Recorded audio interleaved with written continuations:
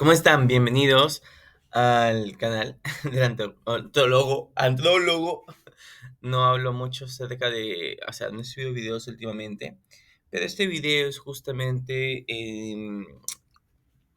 uno, por parte de un trabajo que tengo que hacer, y dos, porque quiero hablar sobre un excelente libro etnográfico que me dejaron justamente como una tarea.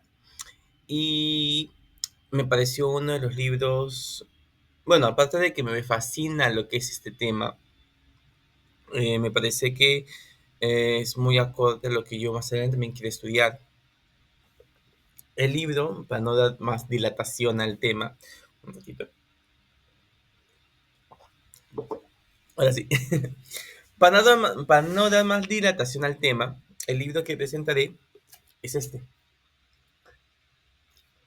La sangre del cóndor, Chamanes de los Andes, de Mario Poldia. Es justamente un libro etnográfico, un relato etnográfico con una forma de narración asombrosa. En primer lugar, El ascender del cóndor, autor Mario Poldia, ¿ya? En este caso es el Fondo Editorial del Congreso del Perú. Mario Poli es un antropólogo, es un historiador y arqueólogo. Justamente en 1971 hizo eh, lideró justamente el descubrimiento científico de Aipate, que es el sitio arqueológico inca en el distrito de Albaca, en Piura, ¿no? Y justamente desde esa fecha data esta investigación. Esta investigación que habla un poco sobre el chamanismo, ¿no? El ritual chamanístico que existe dentro de toda la parte andina de Piura. Es un libro muy interesante. ¿En qué sentido? Eh, He visto justamente una entrevista con este autor, ¿ya? Y justamente en la entrevista le preguntan, ¿no? ¿Qué temas ha querido justamente abordar? Y él quiso entender mucho más sobre este concepto de enfermedad y sanación que tenían o que tienen justamente los chamanes o las personas del Alto Perú. Asimismo, quiere entender cómo es que el médico tradicional se relaciona con sus pacientes. Sin embargo, creo que este libro etnográfico remarca mucho más. Hay muchas más cosas profundas, envueltas, desarrolladas dentro de este libro y que he podido sutilmente abordar. En primer lugar, mencionar sobre que el libro está narrado de una manera muy fácil de entender para cualquier público en general. No hay palabras complicadas. Es un tipo de diario, no un tipo de diario de ocurrencias, de vivencias.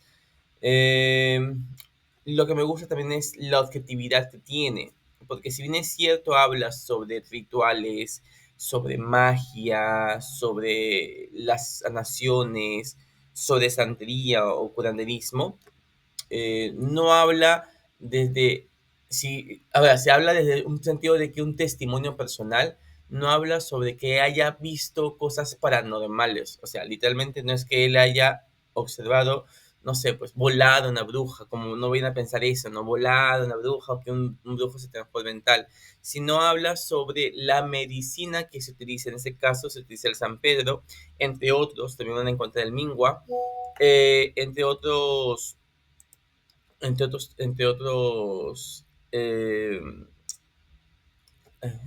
entre otras hierbas, ya que ayudan justamente a la purgación y todo esto. Pero no lo habla de una manera objetiva porque cuando él toma, él indica, ¿no? Que es lo que ve en sueños, lo que te hace ver a través de este tipo de brebajes o observa de manera objetiva qué es lo que está ocurriendo, pero todo lo hace de una manera mística, ¿no? Desde un panorama misterioso, esotérico, pero siempre analizándolo desde una manera neutral, no dejándose llevar. Y eso es lo rico de esto, porque es una cosa es llevarse por la fantasía y lo misterioso que hay en lo que son los rituales chamánicos, pero no como antropólogo es ver la manera objetiva. Adicional a esto, también se puede observar en varios cuentos, hay una parte de los cuentos, me parece que en la lectura 3, habla, Huaminga se llamaba, claro. En el capítulo 3, a ver, déjenme ver, eh, en el capítulo 3, sí, habla sobre la huella de los gigantes. En ese capítulo, a mí personalmente me llama mucho la atención de la similitud que tienen justamente las personas del Alto Perú o de la parte andina con, y él justamente también el autor se lo relaciona con lo que es en Italia, en Roma, porque el autor es de Italia, ¿ya? Entonces, lo que se relaciona, las similitudes, los cuentos, la narrativa acerca de la génesis y del fin del mundo, y cómo también hay eh, diferentes explicaciones, no, mismas explicaciones, pero con diferentes protagonistas. Por ejemplo, acá en Alto Perú son dioses también, o gentiles, o gigantes, mientras que allá también en Italia tienen sus propios dioses, pero con la misma genética, la aparición del diluvio, la aparición del castigo divino, que también aparece incluso dentro de la Biblia, ¿no? Entonces, esa clase de historias que se mezcla es muy interesante y te hace justamente preguntar cómo es que culturas de diferentes países que probablemente no se hayan visto, o quizás sí, sería cuestión de investigar, tengan la misma cosmovisión acorde a su entorno, acorde a su entorno. Entonces, toda esa clase de historias que se van uniendo, se van relatando, es parte de la narrativa humana para poder entender un poco el origen del ser humano, el origen de la comunidad, de las sociedades como tal. Pero lo interesante es que como cada versión tienen, digamos, la misma historia, solamente como dije, con diferentes protagonistas. Y eso es muy interesante. El entendimiento justamente del mundo andino a través de la visión chamánica. También he podido observar en este libro eh, sobre el uso de las drogas en el chamanismo. Hay una parte que en el capítulo uno o 2, me parece, del libro, ¿ya? En la pequeña introducción, cuando nos menciona cómo es que el San Pedro funciona y el autor se pregunta, ¿no? ¿Por qué es que esta droga afecta tanto a jóvenes que lo utilizan como droga, como tal, como solamente como una forma de distracción, se vuelven adictos o es una puerta para la adicción y cómo a estos chamanes no, a pesar de que usan lo mismo? ¿Cuál es lo que hace distinto? Los chamanes dicen que en realidad el San Pedro le tratan como respeto porque para ellos no es solamente una droga, eh, una bebida que te haga ensoñar, sino es algo que te permite ver el mundo de los espíritus. Para ellos es este mundo que existe más allá. Esta idea de que hay algo, unas deidades, un plano diferente y que a través de estas plantas, a través de estos brebajes, pueden ellos entrar a ese mundo y entenderlo y comprenderlo. Muy diferente a las personas que lo utilizan simplemente como anestesia, porque es lo que dicen, es una anestesia que permite ver un mundo de ensueño, pero que al final no es real. Para ellos, el mundo de ensoñación que ellos sí experimentan sí es real, pero es en un plano diferente. Y hay una clase de respeto. Entonces, uno, personalmente, yo me pregunto, ¿no?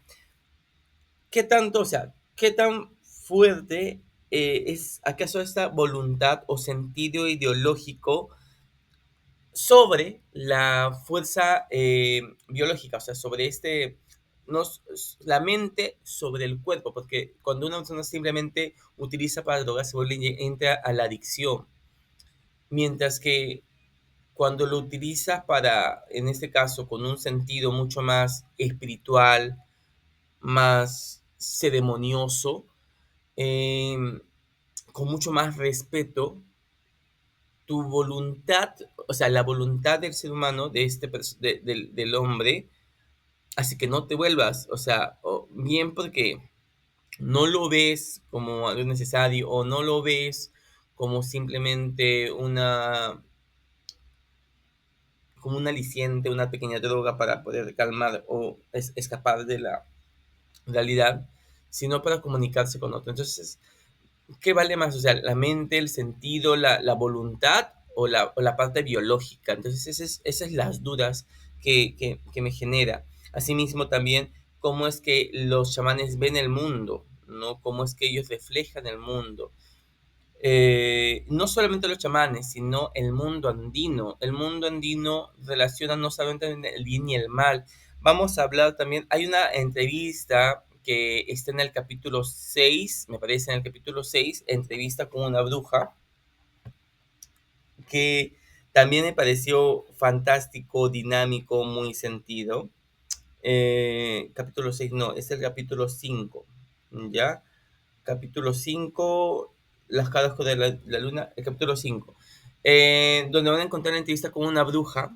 Esta bruja justamente menciona también cómo es que la gente enseña a ver, si bien es cierto, va a haber varios capítulos y varios chamanes, porque el autor, el antropólogo, se entrevista con diversos chamanes, diversos maestros que se les llama, y ellos en cierta forma hablan de lo mismo.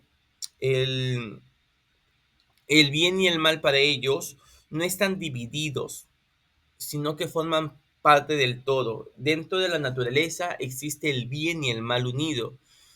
No están separados. Por eso bien el hechicero, el chamán puede tanto dañar como sanar. Y está bien, ya.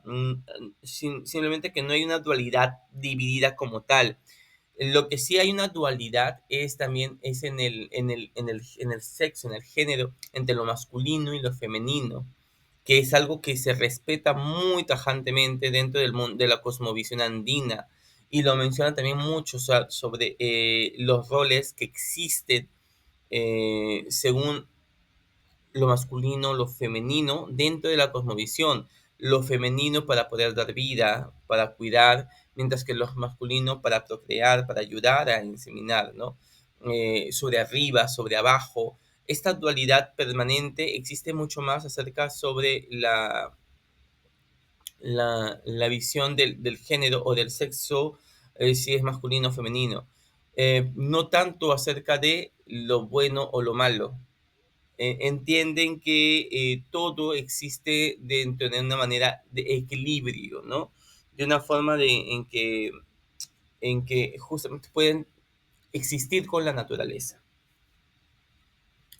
Él habla también acerca de la impotencia de la sombra del inconsciente, algo un poco sobre Freud, no vamos a mencionar.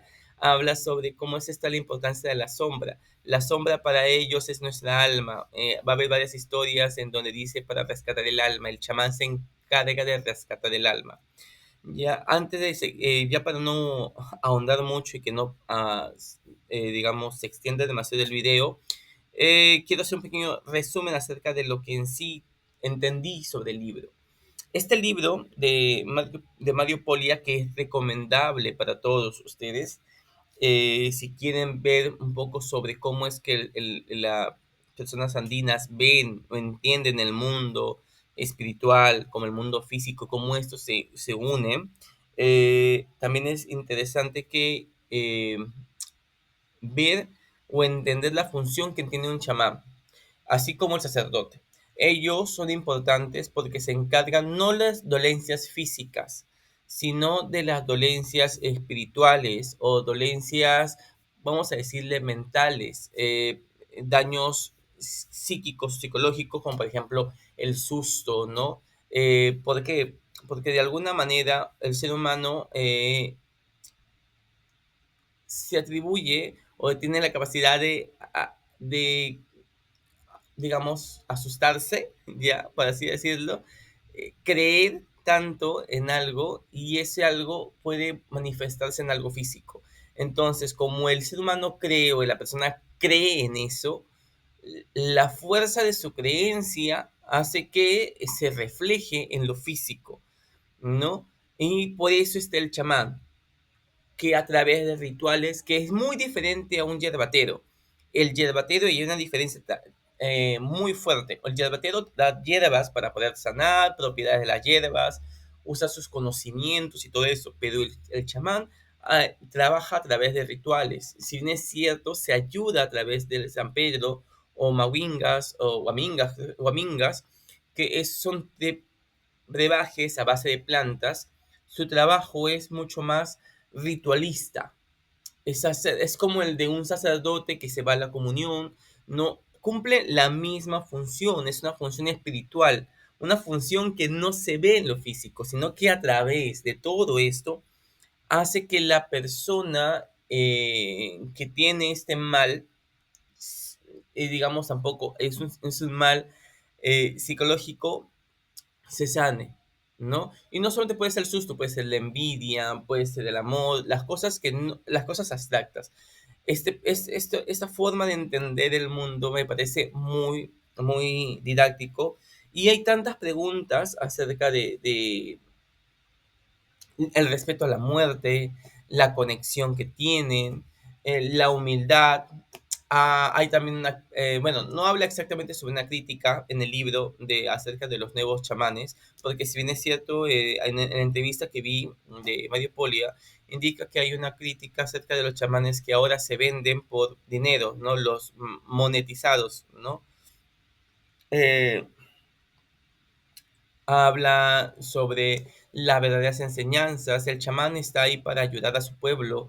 Habla sobre la comunidad, el respeto que tiene la comunidad acerca de los chamanes, el sincretismo que tiene, porque las herramientas que utilizan los chamanes no son herramientas justamente incaicas o solamente incaicas, sino que hay una cruz, hay leones que no son naturales de acá del Perú. Entonces es una mezcla de todo y el chamán lo que utiliza son símbolos, ¿no? Y ahí sigo diciendo, el chamán es muy simbolista.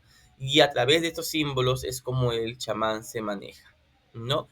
Entonces, yo personalmente, como digo, es un buen libro como para poder leerlo y releerlo y seguir estudiándolo. Voy a tratar de investigar más libros acerca de Mario Polia. Este libro es una apertura hacia su investigación. Como dije, es una investigación de 20 años, del cual justamente del año 1971, justamente también cuando estaba Sendero Luminoso aquí en el país.